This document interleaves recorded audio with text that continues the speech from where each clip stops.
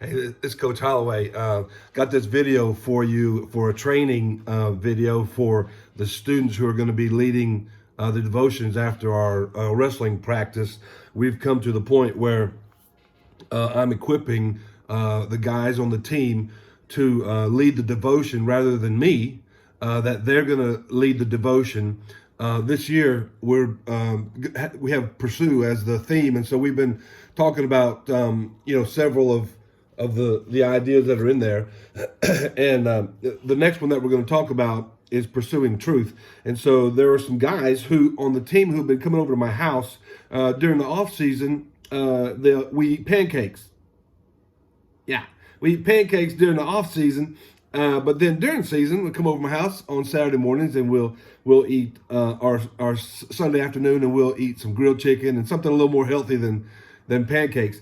But the whole idea is that I have a relationship with these guys, a discipleship relationship with some of the guys on the team off the mat, and so now we've come to the point where I'm asking them if they would step up their Jesus game, and start leading a devotion after practice. And I've had several of them say yeah, and so I'm pretty excited about that. So what I'm doing is I've got an object lesson, and I've got a script, a Bible study, simple Bible study that I took out of our Pursue book, and I gave them a little outline with some thoughts in it, and so I'm fixing to give you the lesson, and then the guy on the team is going to watch this video, and he's going to have this object lesson in his hand, and he's going to be able to practice, right? So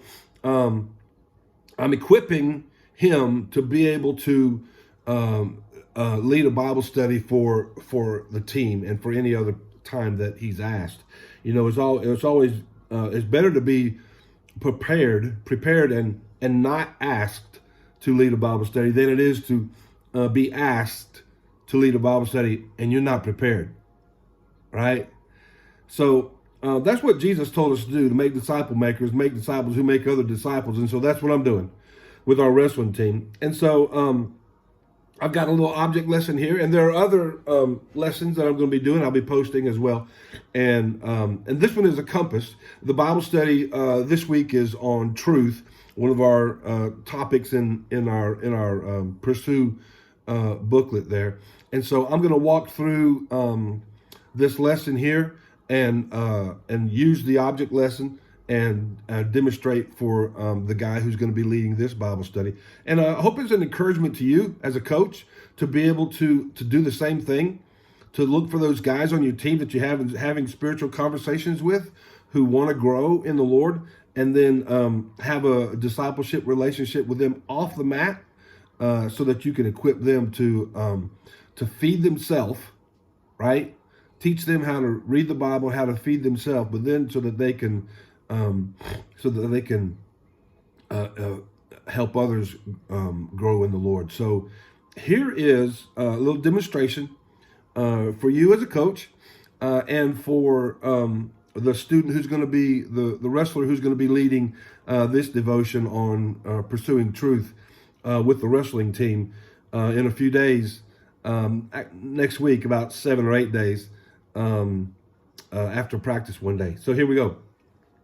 So today's topic is pursuing truth, and I've got an object lesson for you. It's a compass, and it's a compass. And so does anybody know what a compass? I mean, everybody knows what a compass is used for, right?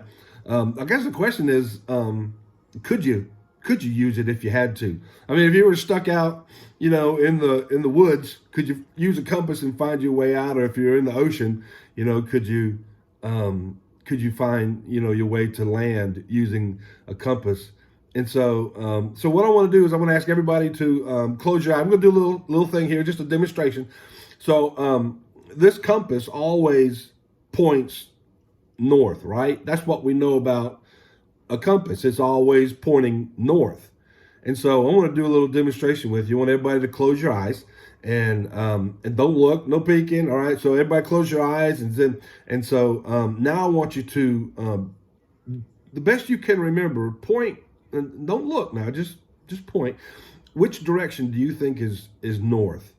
And so everybody cover your eyes and then use your other hand and point in the direction that you think is north. And so now the funny thing is, every time I've done this, it's always funny because everybody points in every different direction. And that's the whole point of this. Nobody knows. Everybody guesses. Everybody's got an opinion, but not everybody is right. Some people are right. So you have everyone close their eyes and you tell them to point north and you say, hey, open your eyes. And the point is that everybody thinks they know what's true. And then we point out that Jesus claimed to be truth, not just to know some truth, but he claimed to be truth himself. So there was a man in the Bible named Zacchaeus, and he was a rich man, and he had a lot of stuff, and he thought money was going to make him happy, and it wasn't satisfying his search for significance. And he thought that stuff, like boats and houses and a lake house and a house up in the mountains was going to make him happy, and found out that wasn't working either. He was learning that he had a hole in his heart, not a medical condition, but a desire to know truth, a desire to know God and to be loved by God. And he was hoping that he's going to find that peace and that rest from meeting Jesus. So he heard that Jesus was coming by. And you know the story, that he was a wee little man. He climbed up in a tree, and Jesus recognized him, and they ate at his house. Well, today everybody's claiming their own truth. They say, I've got my truth, and you've got yours. And you hear it in songs, you hear it in conversations, and you can't just make up your own truth. That's called relativism, and nobody can really live a purely relativistic life. It's an impossibility. The actual truth is that everybody's entitled to their own opinion. They're just not entitled to their own truth. Truth just is. Jesus, he said, I'm the way and the truth and the life, and no man comes to the Father except through me, in John 14:6. And he also said, if you keep doing what I taught you, and if you keep reading my word, then you're going to know the truth. You're going to know the truth, and that truth is going to set you free. And that's John 8:31 and 32. So in conclusion, I'm following Jesus. I'm following Jesus not because my parents said so. I mean, that's a good place to start. But I'm following Jesus not because my parents said so, and not because I was raised in the West, here in the U.S. But I'm following Jesus because in a world that says there's no such thing as objective truth, in a world that says you can make up your own truth, in a world that says what's true for me is not true for you, and because in a world that has lost its bearings and its directions, and it's incapable of finding true north. Because in a world that has lost its bearings, and it's clear that what we see in our world is destructive and hurtful. Because in a world that's crumbling all around us, Jesus and his word is the most trustworthy thing that I know.